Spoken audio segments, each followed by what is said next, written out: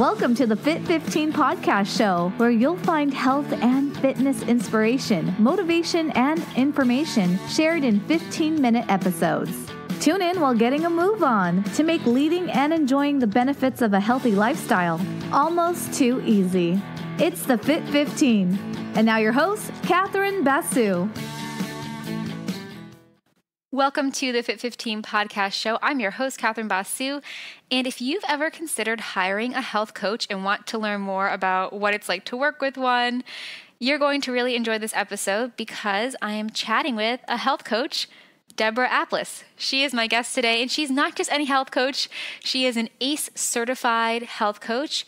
ACE is the American Council on Exercise. They just so happen to be the same organization that I'm certified through, so I do know a lot about them. I've been ACE certified for over a decade, and the reason why I love ACE and have been able to build my career having my ACE certification as a personal trainer is that it is one of the best certifications out there. It meets the highest industry standard for health and fitness professionals because it's actually NCCA accredited, meaning you can't just go and take an online quiz and put up your banner as a health coach. You actually have to sit for an exam, and everything in the exam is based on industry standards. So I do want to caution you that, if you are thinking about hiring a health coach, you really want to look into their credentials. And I want you to know that Debra, my guest today, definitely meets and actually exceeds the standards of a health coach because she has her ACE health coach certificate. She also has her fitness nutrition specialist certification, weight management specialist certification, recently completed a certificate in mindfulness. So she's super well-rounded when it comes to health, is working on a certificate in nutrition and behavior change, which is how we ended up meeting. I'll mention that in a second, and is a registered nurse. So she is very passionate about health and wellness and has had a career in the health and wellness industry for a while, but now more recently is a health coach because it's become a passion of hers. And I'm so excited to introduce you to her. I mentioned that we came to know one another through our shared passions of nutrition and behavior change. That's because Debra and I both attended the Idea World Convention this June. I mentioned the convention a little bit on season 1 of the podcast, but the fact that Debra went to that convention is a big deal because it is a convention that draws 14,000 health and wellness professionals from around the world and shares the latest and greatest research. So it's really, truly an honor to have Debra on the show. And without further ado here, I do want to welcome you, Debra, to the podcast. I'm so excited and honored to have you as my guest today. Thank you. So we actually didn't get to meet at the Idea World conference in person, I don't think. I'm sure we were in some of the same rooms, but that's how we came to know each other. And you are a newer health coach. Love that you care enough about the career to go and get your credits in such an important conference in our industry. I guess maybe could you start us off by sharing just a little bit about your journey, like what brought you to wanting to be a health coach? Well, let's see. So the way I describe it, back in May of 2015, I had a doctor tell me that I was pre-diabetic. And of course, that freaked me out. But I started going into first I started with walking. And as I was walking, I kind of got that feel, okay, how could I help people? And as I kept going, that's what brought me to the first, the fitness nutrition part of it. And I said, okay, I'm fine there. And then I got that little tug again. And then that's kind of what brought me to the health coach. And so then when I was doing the health coach, of course, I got one more tug, and hopefully this is it. I don't know. I think I'm addicted to education. No, it's good. But that also led me to the weight management specialist as well. Because I also struggle with my own weight as well. And I just wanted a way of helping people. I've tried everything under the sun, like I was saying, Weight Watchers, Slim Fast, whatever. But I did find that by eating nutritiously and exercising, it takes time. just to lose the weight and try to keep it off, but it's not easy. Yeah. No, well, it's great that you can help people from your own experience, right? You've actually been there. So yes, been there plenty of times. And you also have a background, so you're also a nurse as well, right? Yes. I've been a nurse for 16 years. Wow. And actually, I've been in the medical field for 28 years. So, oh, wow. Yeah, so that kind of helped with the health coach, but I learned a lot doing the health coach that either I forgot from being in it for 16 years or just, a refresher course, but I learned so much.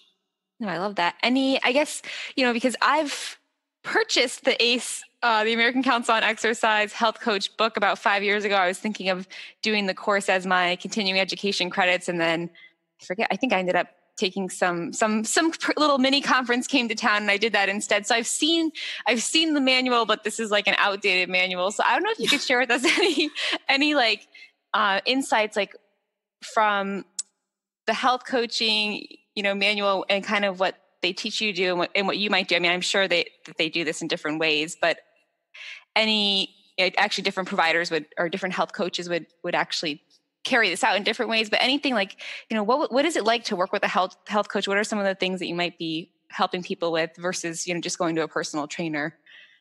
A lot of it that we were taught was a lot of behavior change. Mm-hmm. And how it takes behavior change in the way you eat and so forth to keep moving. And it was really eye-opening because a lot of it I was like, oh, that makes sense, and Mm-hmm. So it was just a lot of information. And then the manual that went with it put it all into perspective too.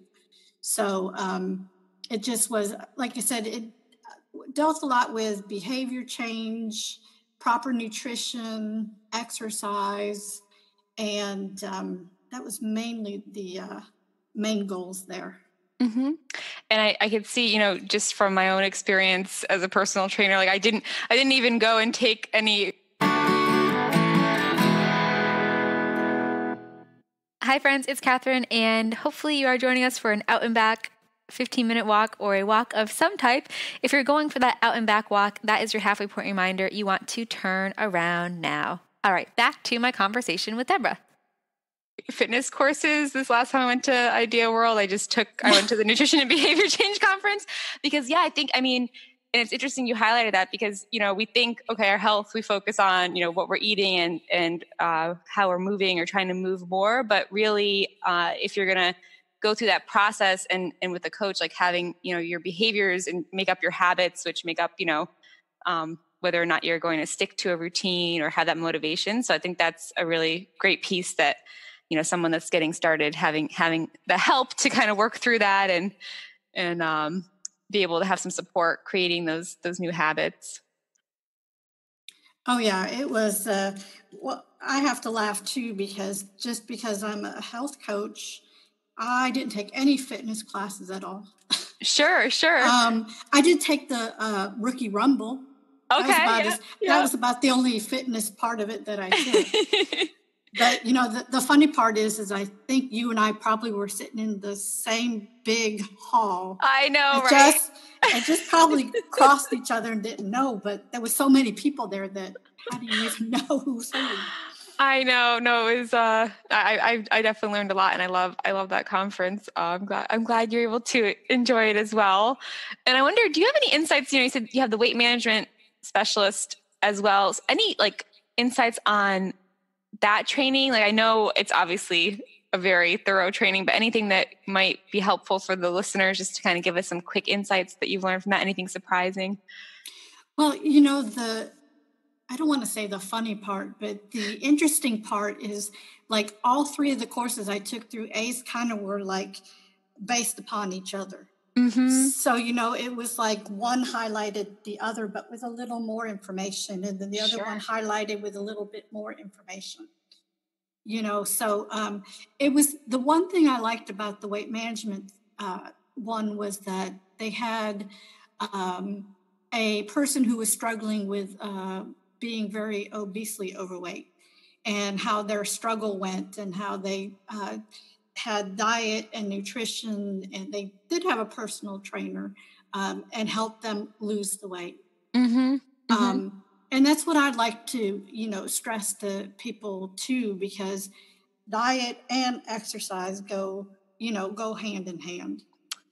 So for sure. It was very interesting. I really, liked all those because, like I said, they were like one reviewed and then it just kept piling on top. But it was, like I said, I learned a little bit from each one of them. So yeah. That's awesome. So what is healthy weight loss? I don't know if you've gotten this yet, but in the beginning of my career, I'm actually really happy that I haven't had this happen recently, but I used to have people that would call me up and say, I have a reunion, in like a month or maybe even 2 months, and I want to lose 50 pounds or something. And so what is actually a healthy weight loss? Like, is that really achievable? What could we expect, based on what the research shares and all of that? So what I usually like to share, my best advice that I share with people is the fact that there is no quick weight loss. Mm-hmm. Quick weight loss, yeah, you can lose the weight quick, but that puts so much stress on your body. And then once you're done, because you did it for what you needed to do it, the weight comes back not only fast, but you gain a lot of the weight and then some. Right. So a healthy weight loss actually is 1 to 2 pounds per week. Mm-hmm. That doesn't, a lot of people are like, no, I don't think so. But, weight loss is it's a very long process. I don't want to say struggle. I mean, it is a struggle, but it's a long process. And the longer it takes for you to take it off, the longer it's going to stay off. That's a good point. So it's like that slow and steady wins the weight loss race, I guess, right? Yep. And I like to tell people too that it's not about being the next top model or being the skinniest person you can be. It's about being healthy. Sure. No, that's a good point. Other questions that I get asked, maybe you might have a better answer, but how often should people be weighing themselves? What's the role the scale should maybe play to help us? Oh, yes. That's another favorite subject of mine.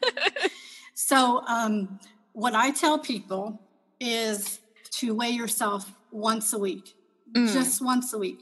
Pick whatever day of the week. For instance, my weigh-in day is on Wednesdays. Okay. And so what I do is I weigh myself every Wednesday morning. And the best time to weigh yourself actually is, of course, after you use the restroom in the morning. Sure. And you should also weigh yourself without your clothes on, because that'll give you a more accurate weight. And then, yes, it can be frustrating, but once you weigh yourself that one day, just put the scale away. If you have to put it in your cupboard, put it in your cupboard. Because what I find, and I speak from experience, what I find is if you keep stepping on the scale, you're not going to see progress, and then you're going to get frustrated and give up.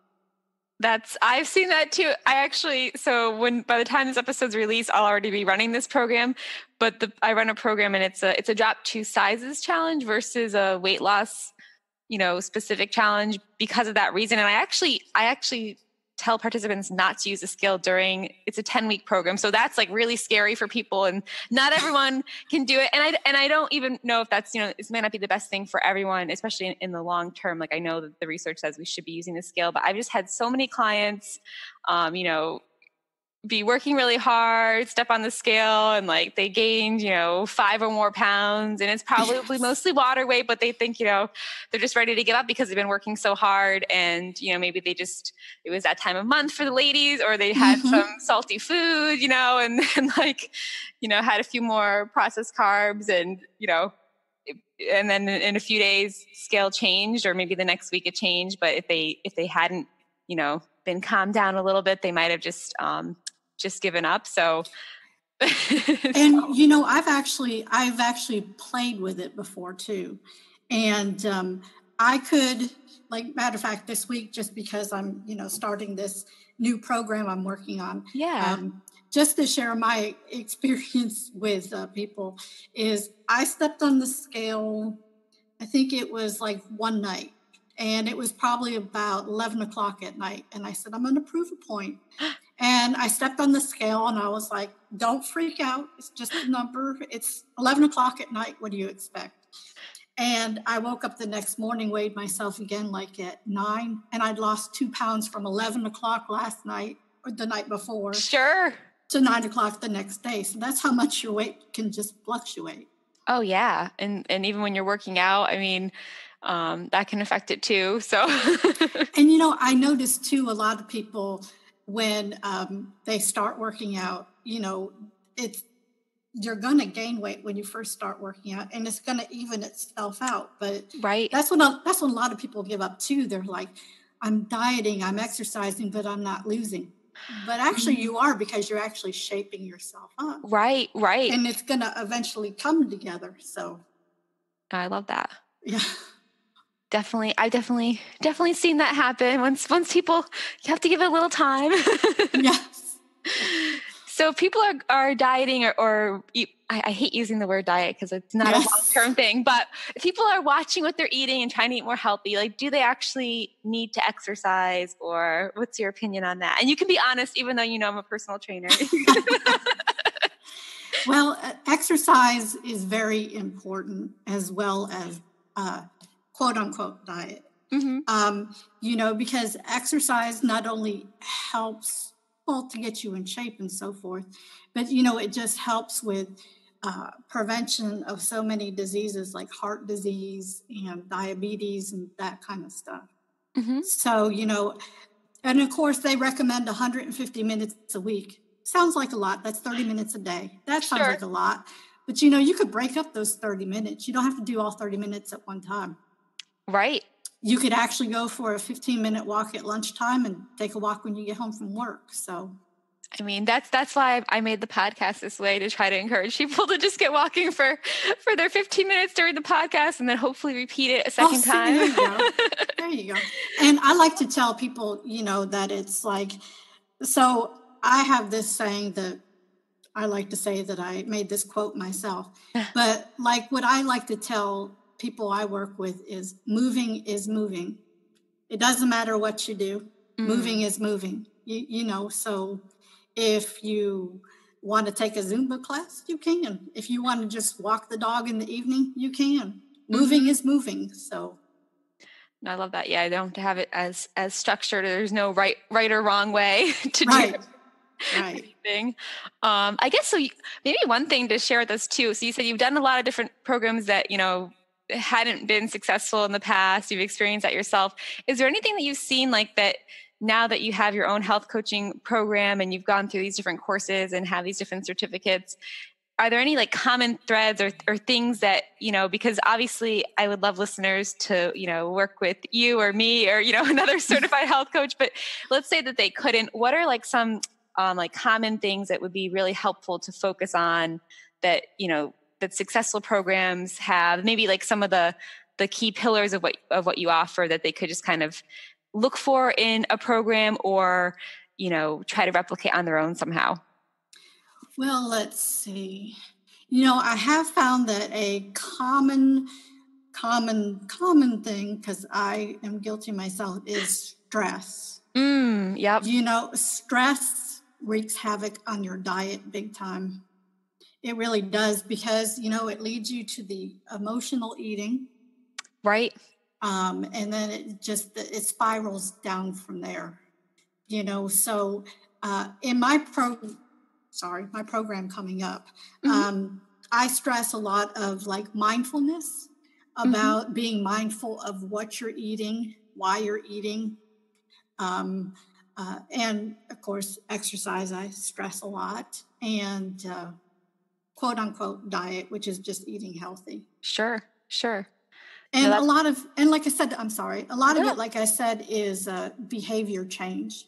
Mm-hmm. So I like to work with people about just doing, just take one little thing to work on, and you could just build on it from there. Love that. Yeah, it's not going to be a huge changes and change your whole life in one day, but make those small steps. Right. Love that. And I don't know, to me, I think, and this keeps coming up, people are going to notice this month because I've had a lot of guests saying this, but accountability, right? I mean, I find this with my program, where I've had clients I've worked with one-on-one for years and they've done okay, but then when they do the group program, because I'm, I wouldn't say bothering them, I'm cheering them on every day pretty much. They're able to be more successful in a shorter time because there's that accountability. So that's why I think, working with a health coach is so important. Oh yeah. And definitely, one of the biggest things that they stress in behavior management is the accountability, having that support, especially from a family member or somebody who supports you. But I stress to people too that they could email me at any time. I'd be glad to offer them support and encouragement. Sure. Because I find when I support and encourage other people, it helps me to be accountable as well. Oh yeah. So Debra, it's exciting because I know people are going to be sad that they forgot to sign up for my program that's already started. But this is a great time. The reason why I do mine, I start mine usually the Monday after Labor Day, which I did again this year. But this is a good time because, it's not like the holidays haven't started up yet, but I find, getting people set up now versus, waiting until January can just have those good habits to help carry them through the holidays. And your program starts October 1st. So can you just share a little bit about that and where they can go to find about, how to sign up and all those details? Oh, let's see. So this program, which I have entitled It's About Being Healthy, I have actually created myself like I did my first program. And so far what I'm, is offering is, it's a 16-week program.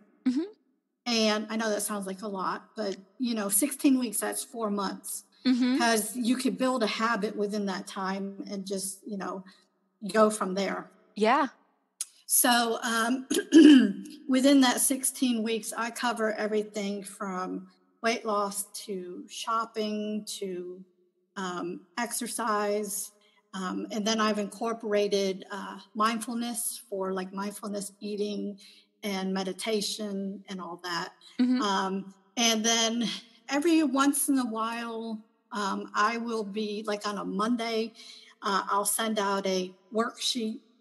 It sounds funny, but it's just a worksheet kind of putting everything into perspective. So people, could think about what they're learning. Sure. And then I've also incorporated exercise as well. So it's going to be a little sheet with exercise instructions on it and actually a picture as well. And then once a week, I will have people check in with me. I'm still working on whether to do it like a live chat one-on-one or just an email check-in. So that I'm still working on. And then so it comes out October 1st. And I tell you, things are just crazy. So I'm right there with you. So it comes out October 1st. And anybody who is interested or want to have further information, they can go to my website, which is mylittlehealthcoach.com. Awesome. And it will it'll give you some idea. And of course, I'm sure it will probably change by the time I launch it because I keep changing it back and forth. So I'm sure things will change by then. And then October 1st, as it launches, I'm going to do a Facebook Live, have a launch party. Very fun. And I'm actually going to have give away a free program. So, oh, wow. Okay. At least I can get somebody. If nobody wants to join me, at least I get somebody that way. They could practice out the program for me. Yeah. Just getting the word out there, right, can be challenging. Yes. Because you have all these qualifications, right, and obviously you're very passionate about what you've learned and what you've been able to experience yourself. So, we'll get the word out there.